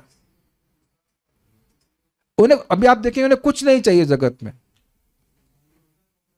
तो ये वो बहुत इज जस्ट प्योर लव, उनका प्रेम है, इस कारण से वो बोल रहा है। यह निष्पक्षता मुनियों के महाराज परीक्षित के प्रयाण तक वहां ही विद्यमान रहने की वाक्य द्वारा व्यक्त होती है। ऋषिगण यहां बोले कि हम सब लोग यहां रहेंगे,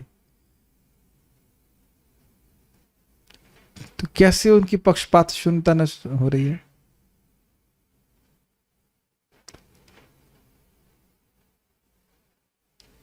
ये थोड़ा सोचने वाली बात है। कुछ तो मेरे तो मन में यही विचार आ रहा था कि इस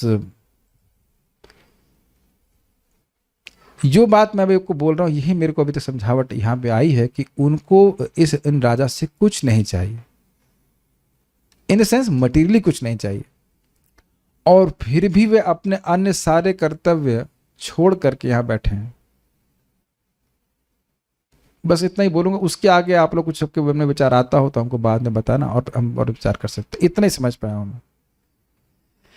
आगे सुनते हैं। जब मुनिजन भागवत प्रधान अर्थात भक्तों में सर्वश्रेष्ठ के रूप में महाराज की स्तुति कर रहे थे, तो उनके शब्द मधु सहित अर्थात अमृत के समान प्रभावित हो रहे थे। ये समझ में आया जब उनने कहा कि आप भागवत प्रधान हैं। कौन बोल रहा है? ऋषिगण। कौन कौन से ऋषि? नारद जी इत्यादि इत्यादि। तो कितना मधुर बोलते होंगे, ऐसे ही वो मुश्किल है। और जब ऐसे महान भक्त आपको भागवत प्रधान कहें तो कितना सुंदर लगेगा।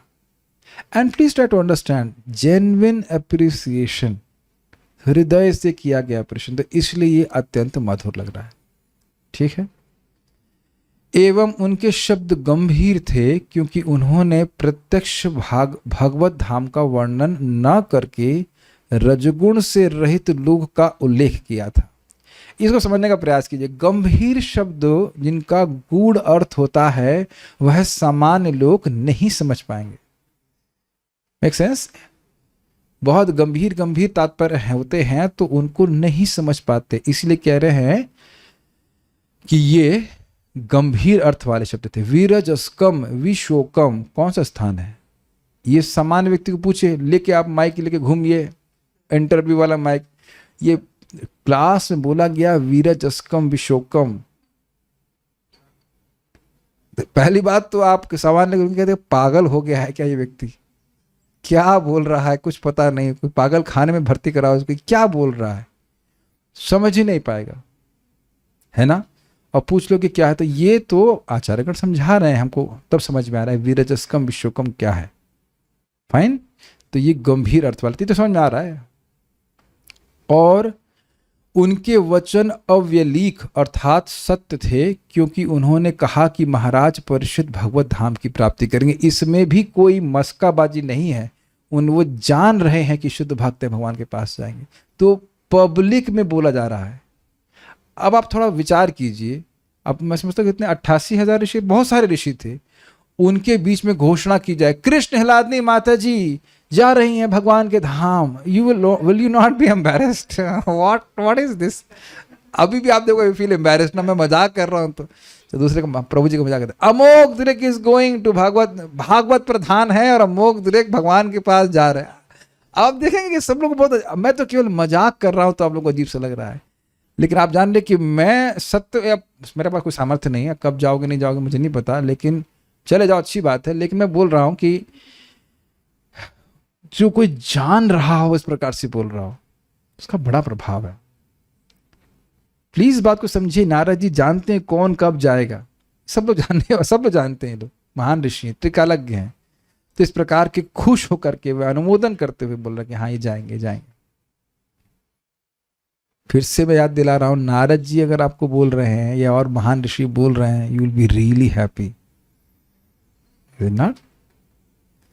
तो ये सब सत्य वचन बोलते। ऋषि गणों के इन 4 प्रकार के कथनों को सुनकर महाराज परीक्षित ने उन्हें प्रणाम किया। वीरजस्कम लोकम अर्थात भगवत धाम, अर्थात उन्हें भगवत धाम की प्राप्ति होगी। यह पूर्व श्लोक के भगवत पार्श्व कामः आदि पद द्वारा ज्ञात है।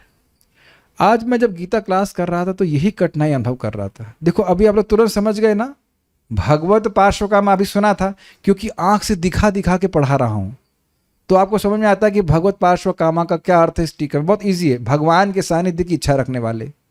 अब एकदम से मुझे कह दिया जाए कि ये श्लोक आप बढ़ा दीजिए तो बड़ा कठिन है, क्योंकि पिछला श्लोक नहीं पढ़े हैं, इसलिए लिंक में पढ़ते जा रहे हैं तो आसान होगा, देख रहे हैं।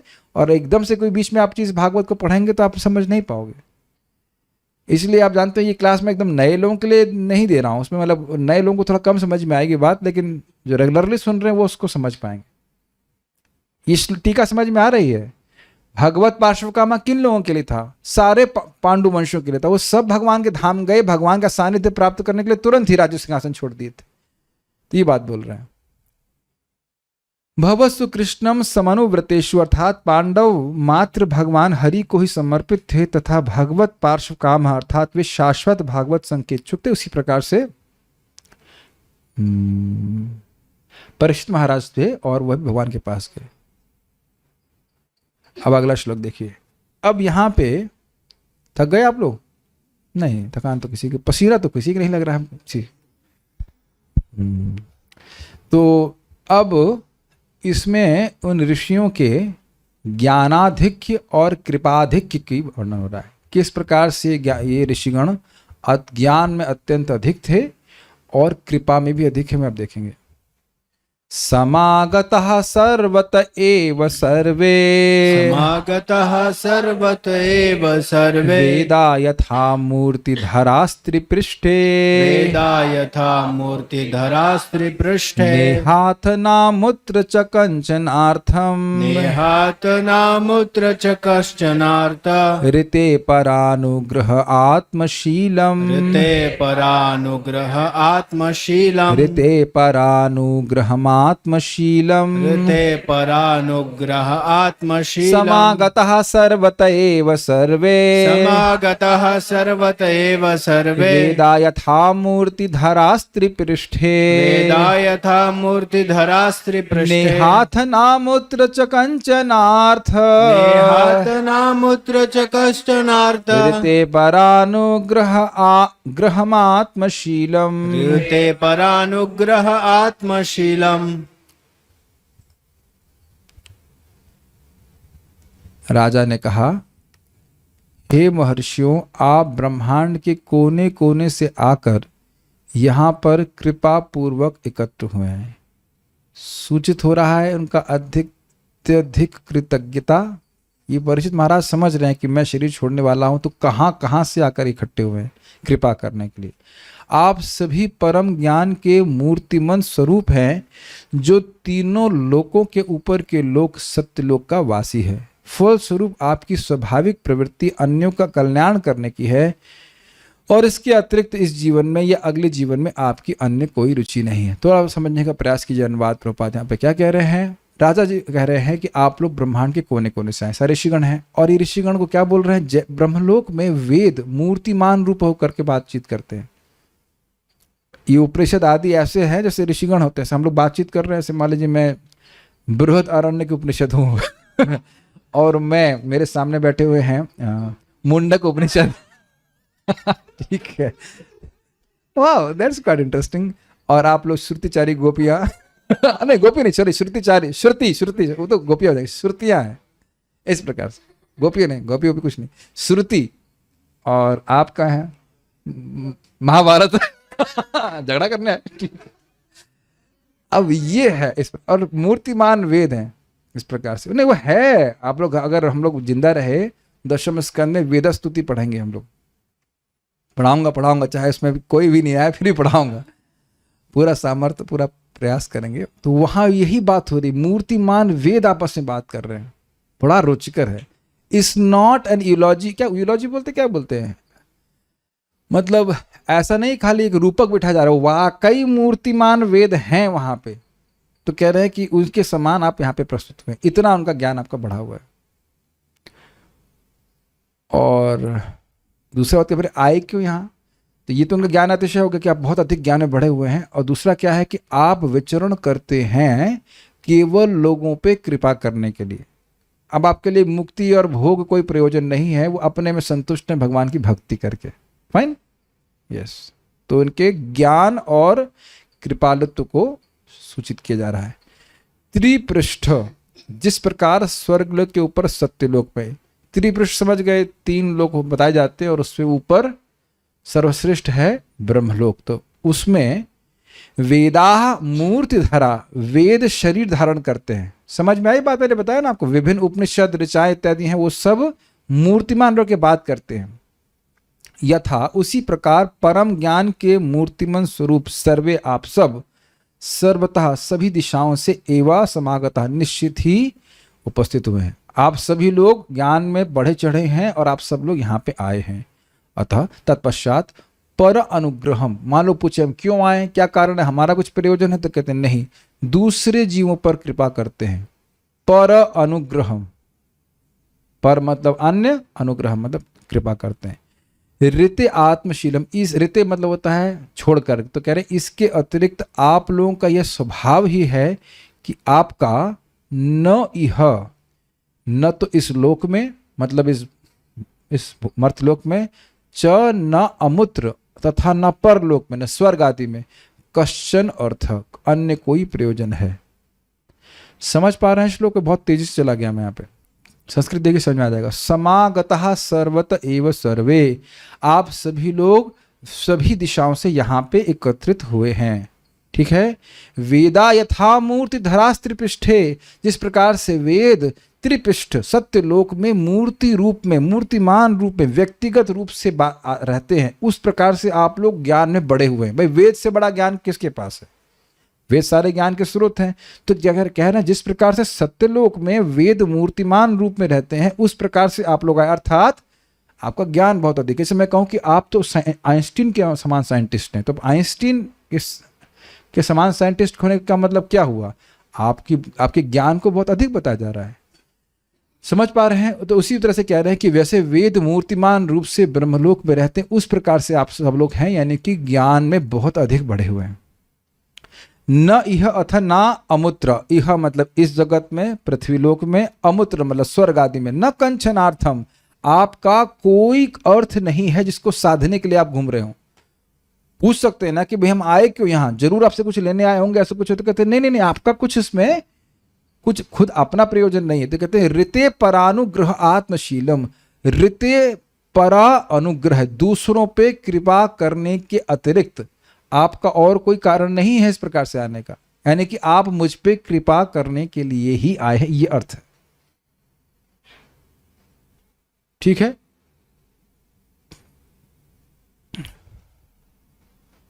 और आत्मशीलम का मतलब था अपना स्वभाव। आपका स्वभाव ही है कि दूसरों पे कृपा करते हैं। ये देख रहे हैं कि कितना प्रेममय वार्तालाप चल रहा है ऋषियों और परीक्षित महाराज के बीच में, कितना सभ्य बात है। वैष्णव के बीच में कैसा वार्तालाप होना चाहिए, इसका कितना सुंदर उदाहरण यहाँ पे हम देख रहे हैं, है कि नहीं। श्रीधरी, तीनों लोकों के ऊपर जो सत्यलोक है वहां पर सभी वेद जिस तरह शरीर धारण करके रहते हैं, आप सभी लोग मूर्तिमान वेद के समान हैं और सभी ओर से यहाँ पधारे हैं। स्पष्ट है। इस तरह से महर्षियों के ज्ञानातिशय को बतलाकर राजा ने उन महर्षियों की कृपालुता का वर्णन करते हुए कहा। जब उन्हें कहा कि आप मूर्तिमान वेदों के समान हैं, तो क्या उससे उनकी ज्ञान की अतिशयता सूचित हुई। अतिशयता मतलब एक्सट्रीमिटी, बहुत अधिक ज्ञान है। हिंदी समझ रहे हैं सब लोग। अतिशय शब्द समझते हैं। अतिशय मतलब अत्यधिक।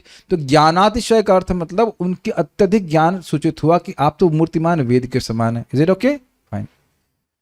और कृपालुता का वर्णन क्या हुआ? आप लोगों का एकमात्र प्रयोजन है दूसरों पर कृपा करना, यही आप लोगों का स्वभाव है, अतएव उसी के अनुसार उसी कार्य का होना चाहिए। देखिए, भगवान के यश को सुनना चाहते हैं। सुना ना पिछले श्लोक में, चरितानि विष्णु, तो आप कृपा करके घूमते ही रहते हैं, भगवान के बारे में लोगों पे कृपा करना का स्वभाव ही है। तो अब अगला श्लोक आप सुन के ही जाइएगा यहाँ से, तब समझ में आएगा कि ये श्लोक क्यों बोल रहे हैं। लोगों, आप ज्ञान में सबसे अधिक है। ज्ञान में वेद ही है, मानिए तो कुछ छुपा नहीं, और वेद जीवों पे कल्याण करने के लिए भगवान प्रस्तुत करते हैं। समझ लीजिए इस बात को। पहले भी आप बहुत पहले सुन चुके हो। कौन बोल रहा था मैं भी भूल रहा हूँ। एक व्यक्ति की प्रार्थना थी, मैं समझ रहा हूँ कि द्वारका की स्त्रियों की प्रार्थना है या द्वारका वासियों की प्रार्थना। द्वारका वासियों की प्रार्थना है कि भगवान निष्प्रपंच अवस्था से स्वप्रपंच अवस्था में आते हैं, जो मुझे स्मरण आ रहा है, और वेद की वो संरचना, वह वेद की सृष्टि करते हैं, वेद को प्रकट करते हैं। स्त्रियों की थी, जो भी है, जिसकी भी हो, अच्छी प्रार्थना थी। ठीक है। तो वेद को भगवान, वेद शाश्वत है लेकिन वेद को प्रकट करते हैं। तो वेद क्या है? वेद केवल जीवों पे कल्याण करने के लिए है। बड़ा इंटरेस्टिंग बात प्रभुपाद कहते हैं, वेद किसी को रिजेक्ट नहीं करते। Beautiful statement. तमोगुण से घोर तमोगुणी व्यक्ति, उसके लिए भी वेद कुछ बोलता है ताकि उसकी चित्त जो है आगे शुद्ध होए। तो हम बात कह रहे हैं यहाँ पे कि आप ज्ञानाधिक हैं, आपकी ज्ञान की कोई कमी नहीं है। नहीं बताऊंगा, ज्ञान हो और फिर भी ना बताए तो ये संभावना हो सकती है। तो कहते नहीं, कृपालुता की भी अतिशयता है, आप लोगों पे कृपा करने के घूमते हैं। इसका ये 2 पॉइंट पकड़ेंगे तो आपको अगला श्लोक समझ में आएगा, बिकॉज अगले श्लोक पे पूरी भागवत आधारित है। अभी आप देखना, बहुत आज हम छोड़ने वाले नहीं है, प्रसाद आ चुका है। यहाँ है सामने भागवत में। देखो ढूंढ रहे कहाँ है, ये स्थिति है। भागवत का श्लोक सामने है, प्रसाद कहीं और ढूंढ रहे हैं। कृपा सामने है, कृपा यहाँ छुपी है। ठीक है। चक्रवर्ती पाद की टीका से कुछ लिया गया है, एक थोड़ा सा नोट। परंतु यदि यह शंका हो कि क्या कृपा करना उनका लक्ष्य है, क्यों आ रहे हैं, तो कहते हैं कि नहीं, ये तो उनका स्वभाव है।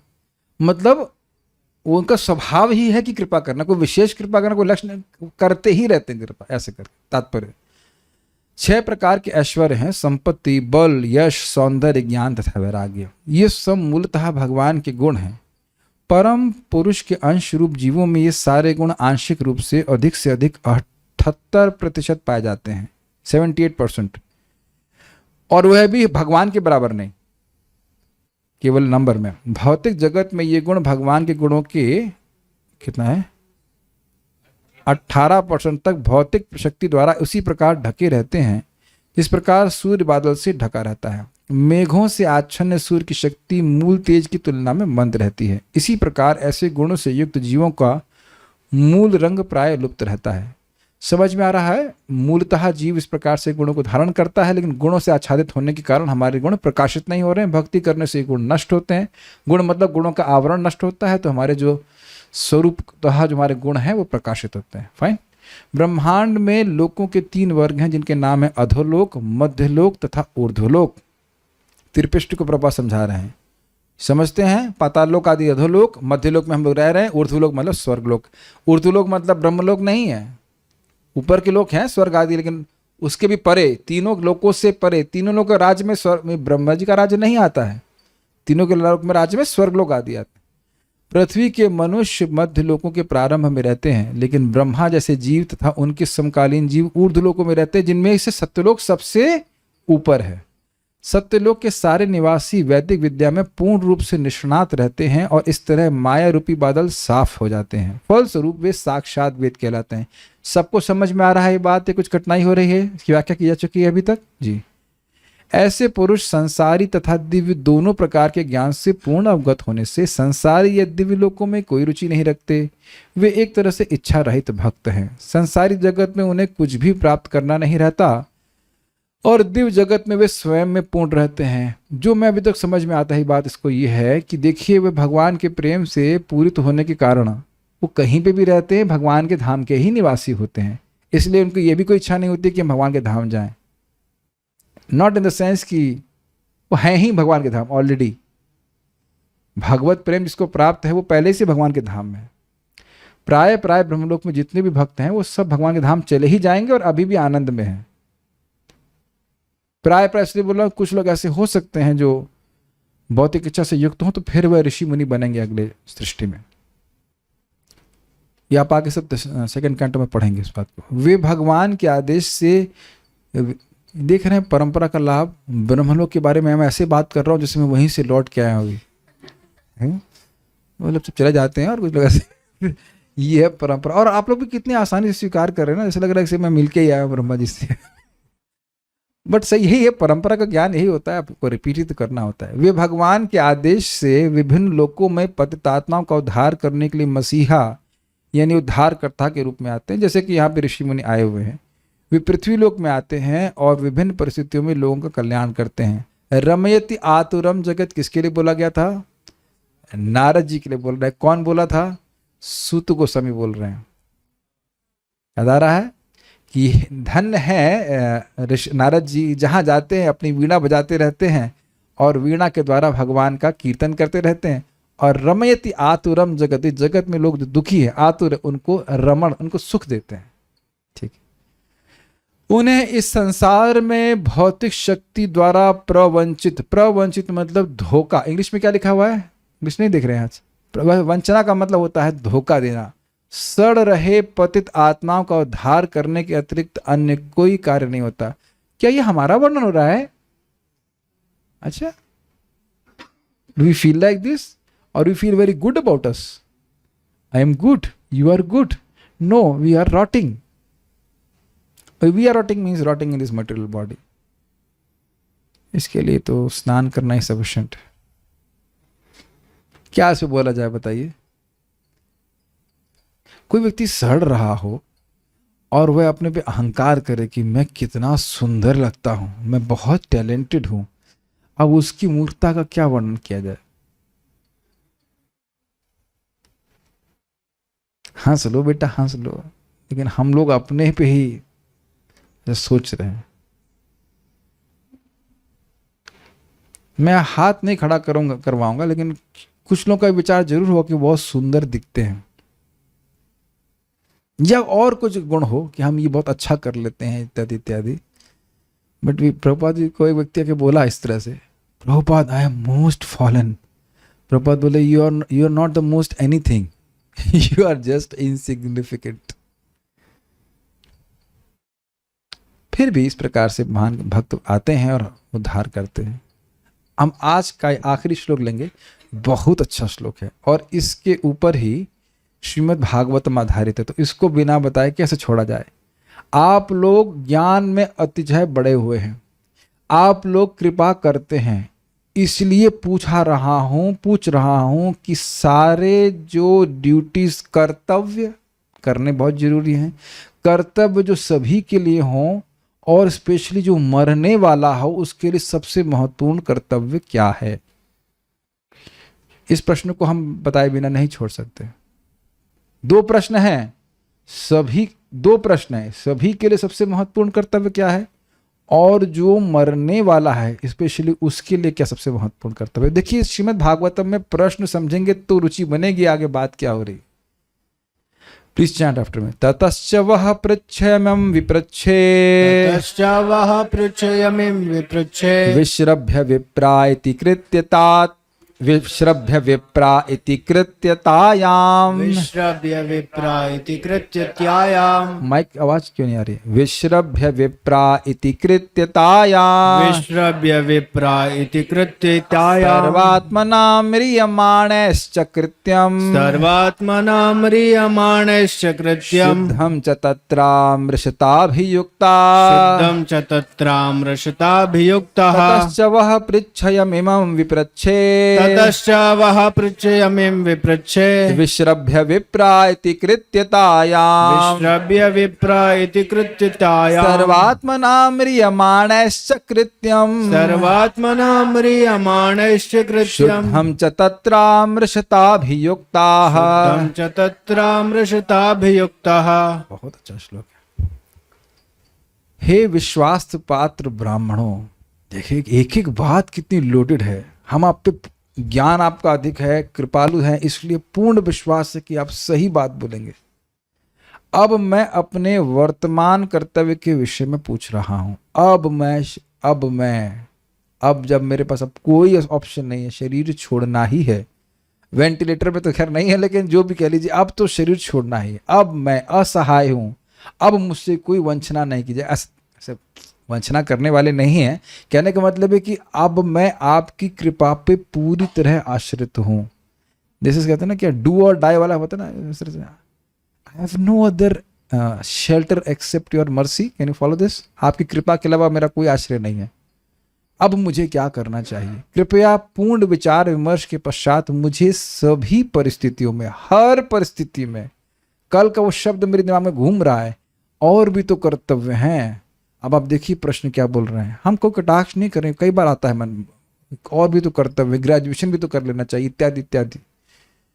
सभी परिस्थितियों में हर एक के कर्तव्य के विषय में दिमाग में घुसाइए। प्रसाद लेने से पहले पूछा जाएगा ये।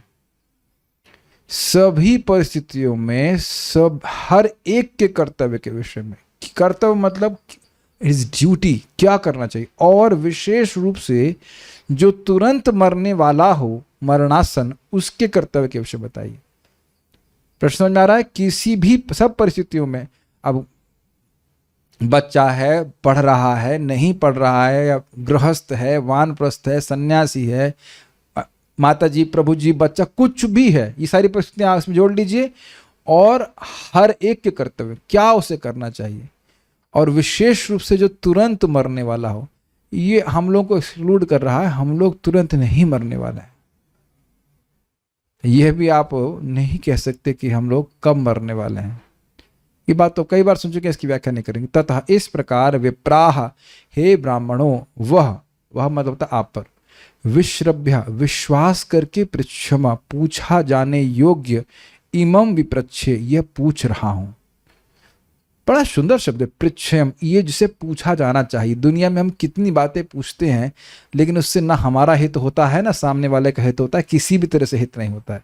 तो क्या बड़ा ही सोच कर परीक्षित महाराज प्रश्न कर रहे हैं। देखिए, केवल अपने ही बारे में नहीं पूछ रहे हैं, सभी के लोगों के बारे में पूछ रहे हैं, सबका हित हो जाए।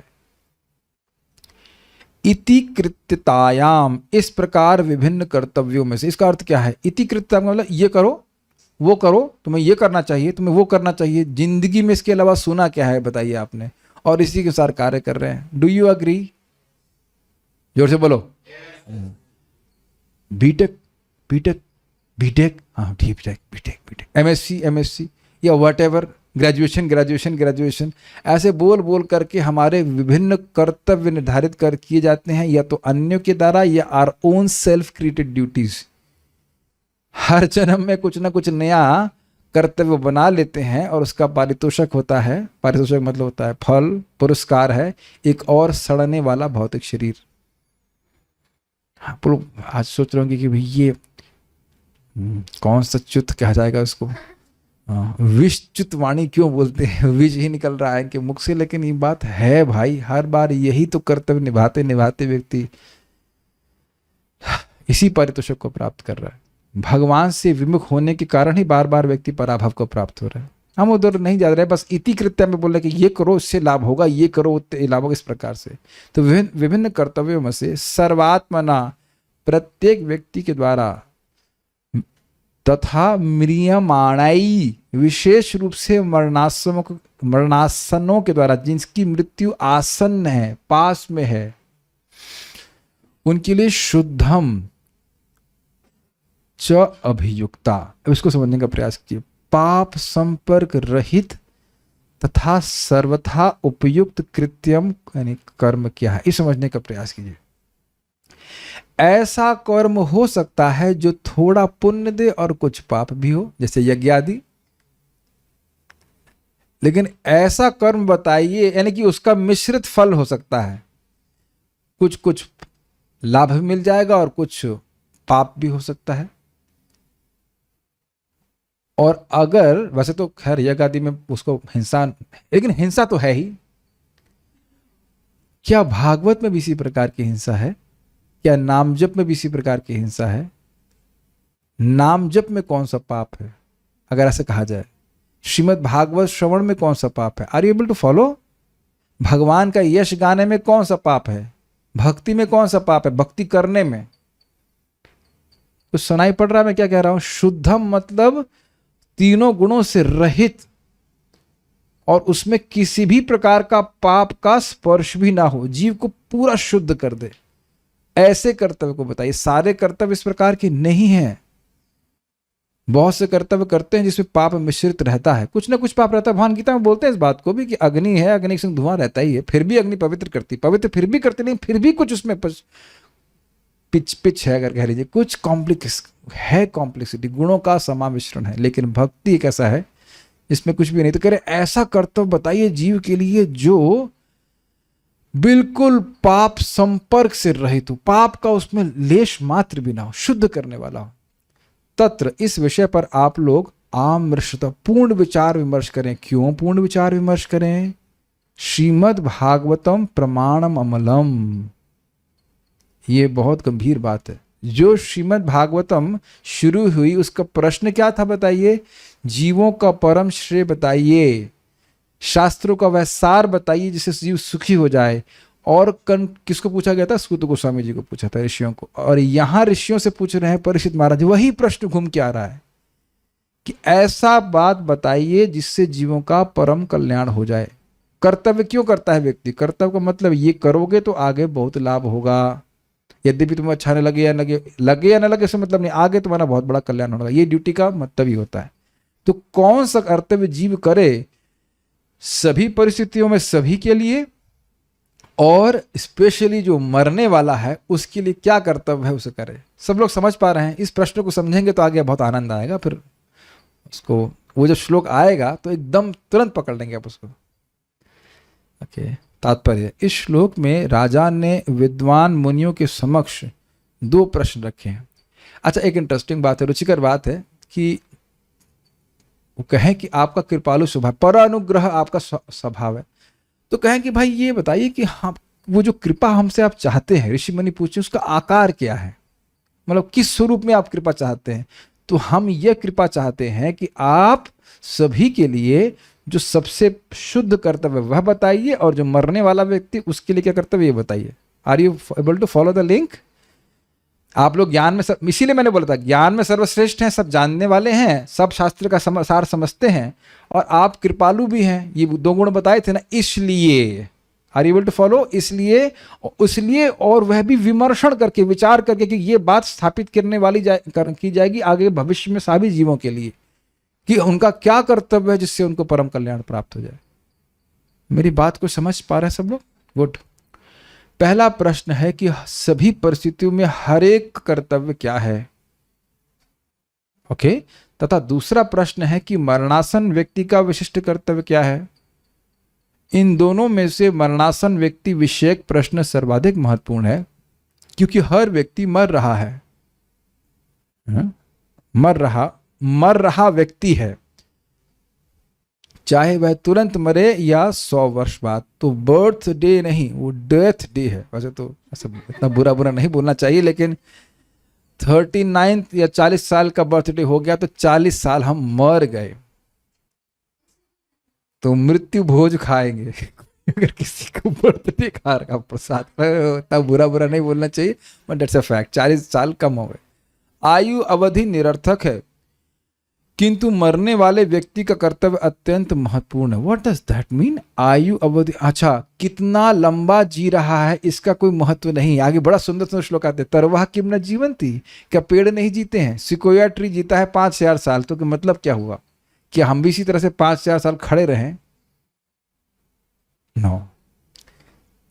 महाराज परीक्षित ने इन दोनों प्रश्नों को सुखदेव गोस्वामी के आने पर उनके समक्ष भी रखा। यहां पूछ रहे ऋषियों से और फिर सुखदेव गोस्वामी से भी पूछेंगे। एक तरह से संपूर्ण श्रीमद् भागवत द्वितीय स्कंद से लेकर 12वें स्कंद तक इन्हीं दोनों प्रश्नों से संबंधित है। क्या दो प्रश्न है? सभी का सभी परिस्थितियों में क्या कर्तव्य है, और जो मरने वाला है उसका क्या कर्तव्य है। जो मरने वाला है उसका क्या कर्तव्य है, और सभी का सभी परिस्थितियों में क्या कर्तव्य है। सभी का सभी परिस्थितियों में क्या कर्तव्य है, और जो मरने वाला है उसका क्या कर्तव्य है। अरे वाह, आप लोग तो बोलने लग गए। जब कीजिए इसका 108 बार। ठीक है। इनसे जो निष्कर्ष निकला है वह यह है कि भगवान श्री कृष्ण की भक्तिमय सेवा ही जीवन में हर एक का स्थायी कर्तव्य है। हर एक का। बहुत सुंदर बात परम पूज्य वृंदावन चंद्र महाराज बता रहे थे, आप लोग को फिर याद दिला रहा हूँ। देखिए, पढ़ाई करिए और जो कुछ कार्य करना करिए, लेकिन भक्ति छोड़ के मत कीजिए। ये नहीं कि भक्ति को छोड़ करके करें। अब आपको कहेंगे ये सब बात क्यों बोलो? आज ही एक भक्त को हम बोल रहे थे कि आप इतना अच्छे से भक्ति करते थे, one of my best student, बहुत अच्छे स्टूडेंट थे, ऐसा कैसे कर रहे हैं कि आपका भजन एकदम डाउन हो गया? अरे प्रभु जी वो 2 महीने से परेशान हो गए, ये हो गया। हमने कहा तो परेशानी तो 7-8 बजे के बाद शुरू कीजिए ना। What do you think? सुबह से ही सोचने लग जाएंगे हरे नोट हरे note note note Hare Hare गायब गए। What is this? और वो भी करना है तो हरे कृष्ण मंत्र बोलते हुए करे, हरे कृष्ण कृष्ण कृष्ण हरे हरे हरे राम राम। रोइए तो भी हरे कृष्ण मंत्र करके, भले आप भगवान के लिए नहीं रो रहे हैं, नोट के लिए रो रहे हैं, फिर भी Hare Krishna Krishna Krishna Hare Hare Hare Ram Ram Ram. This should not go away. इतनी बुद्धि होनी चाहिए कि भजन, क्योंकि जो समय गया सो गया। पहली बात तो पैसा लेके पैदा नहीं हुए थे, पैसा गया। जो चीज लेके नहीं पैदा हुई वो चली गई, फाइन, अच्छा, और उसके लिए रो रहा है, और वो समय चला गया जो भजन के बिना रह गया। इसका बहुत बड़ा नुकसान है। So are you able to follow this? दुख में सुख में ऊपर नीचे, अपने भक्त को बता रहा, सब आएगा, उतार चढ़ाव, हार्ट ब्रेक्स। समझ रहे हैं? It can be various reasons. Job चला जाता है यार, बहुत सारे कारण होते हैं, सब जानते हैं किस लिए होते हैं, वो सब होंगे। सब हंस रहे हैं। होंगे भाई, होंगे, हंस लो हंस लो, जिसका नहीं हुआ उसका भी होगा। सबके हर तरह के होते हैं, कठिनाई परेशानी सुख दुख शोक लाभ सब होगा। Never give up chanting Hare Krishna mantra. We will be super stupid if you are doing that. क्यों? आज एक बात मेरे को बताइए, आप जिन बातों पे आज आप रो रहे हैं, क्या 20 साल बाद भी रोएंगे? मैं समझता हूं माता जी लोग अपनी गुड़ियों के टूट जाने पर रोई होंगी, बचपन कभी रोई है इस तरह से? यहाँ सब आत्म साक्षात्कार ही पैदा हुआ है, क्या करें। क्रिकेट का मैच लूज होने पर दुख नहीं हुआ अभी भी? ये लोग ईमानदार हैं, सब झूठ बोलने वाले। तो अब आप देखो, ये नंबर कभी कम आ गए एक आध तो दुखी हो जाते थे, अब कितना दुख होते, कुछ नहीं होते, है कि नहीं? उसको कितना महत्वपूर्ण लगता था, तो कुछ भी महत्वपूर्ण नहीं है। महत्वपूर्ण केवल ये है कि हम कृष्ण का भजन कर रहे हैं। हर भक्त खुश होगा कि जब आप भक्तों का संपर्क किए, शायद आपको दिन भी याद हो कि आप, या एटलीस्ट स्थिति याद हो कि भक्तों का संपर्क किया, आपको भक्ति का एक मौका मिल गया है। This was the only thing which is very significant in our life. याद है वो आपको, जब वो मेडल नहीं, आजकल क्या होता है, कप मिला था, याद है आपको? अभी याद करा रहा हूं तो याद होगा ना, पता नहीं। Make sense to you? I am just saying कि उस तरह के रिवॉर्ड्स उपलक्षण से क्यों भी आप पकड़ लीजिए, उसका कोई महत्व नहीं है। और इसलिए ऐसे रिवॉर्ड्स को प्राप्त करने में अपने जीवन को व्यर्थ करना व्यर्थ ही है। प्रभुपाद बोलते हैं useless waste of time, as if waste of time can be useful also. तो इसलिए इस कहना है कि क्या कर्तव्य व्यक्ति करना चाहिए, जिसकी पुष्टि भगवान ने भगवद गीता के अंतिम अंशों में की है। क्या अंतिम अंश है? मनमना भव मद भक्तो मद याजी माम नमस्कुरु मामेश युक्त एवं प्रतिजाने प्रियो स्मित। यही 4 कार्य कर रहे हैं। भगवान का स्मरण करना है, भगवान का भक्त बनना है, भगवान की पूजा करनी है और भगवान को प्रणाम करना। ये सबसे बड़ा कर्तव्य है। प्रभुपाद उत्तर भी दे दिए। महाराज परीक्षित पहले से इस तथ्य से अवगत थे, लेकिन वे चाहते थे कि समागत महर्षिगण इस विषय में अपना निर्णय एक स्वर से दें, जिसमें वे किसी मतभेद के बिना अपना कर्तव्य सुनिश्चित कर सकें। उन्होंने शुद्ध शब्द का विशेष उल्लेख किया है। दिव्य अनुभूति ये आत्म साक्षात्कार के लिए विभिन्न दार्शनिकों ने अनेक विधियां बताई हैं। मतलब ये कर लो ये बहुत अच्छा है, वो कर लो ये बहुत अच्छा है। इनमें से कुछ प्रथम कोटि की हैं, कुछ द्वितीय कोटि की हैं और कुछ तृतीय कोटि की हैं। सर्वोत्तम विधि में अपेक्षा की गई है कि मनुष्य अन्य सारी विधियों को त्याग कर भगवान के चरण कमलों की शरण ग्रहण करे और इस तरह संपूर्ण पापों एवं उनके फलों से बच जाए। देखिए थोड़ा समझ लीजिए, कर्मकांड क्या वाकई शुद्ध है? ना जी ना, बिल्कुल नहीं। स्वर्ग की प्राप्ति कराएगा, फिर नीचे गिर जाएंगे। ज्ञान कांड शुद्ध है? नहीं, वो तो और खतरनाक है। तार मध्य मोक्ष वांछा कैटा प्रधान, जहां होते कृष्ण भक्ति हो अंतर्धान। जहां इस तरह का वर्णन होने लग गया कि तुम मुक्त हो जाओ, भगवान बन जाओ इत्यादि, वो तो और फजीयत है। और अगर कोई अष्टांग योग कर रहा है और सिद्धि के मार्ग में चला गया तो और दिक्कत है। लेकिन भगवान की भक्ति का मार्ग ही ऐसा है जिसमें जीव का परम कल्याण होता है, तो उसको जानना चाहते हैं, जानते हैं, लेकिन फिर भी ऋषियों से क्यों पूछ रहे हैं? सत्यापित कराने के लिए। किसी के मन में कोई डाउट ना हो कि परीक्षित महाराज का ओपिनियन मात्र है, वह तो सारे ऋषियों के द्वारा सर्वसम्मत है। इसलिए कह रहे हैं आप सब लोग विमर्शन करके बोलिए, अर्थात आप लोगों का ओपिनियन कॉमन ओपिनियन माना जाएगा। ऐसा नहीं कि नारद जी कुछ बोल रहे हैं, वशिष्ठ जी कहेंगे आई हैव एन ऑब्जेक्शन, हम इसको नहीं मानते हैं। अत्रि कहने हमारा कुछ और विचार है। नहीं, सारे, मजाक में बोल रहा हूं, मतलब सारे लोग मिल करके नहीं भाई, भगवत भजन ही सर्वश्रेष्ठ है, ये बात स्थापित की जाएगी। इतने में ही आएंगे हमारे सुखदेव गोस्वामी। कल हम सुखदेव गोस्वामी से मिलेंगे। We'll stop here. I'll just see if there are some questions or comments. Okay. नहीं, कोई प्रश्न नहीं। ठीक है, विल स्टॉप है। श्रील प्रभुपाद की जय। निताई गौर प्रेमानंदे।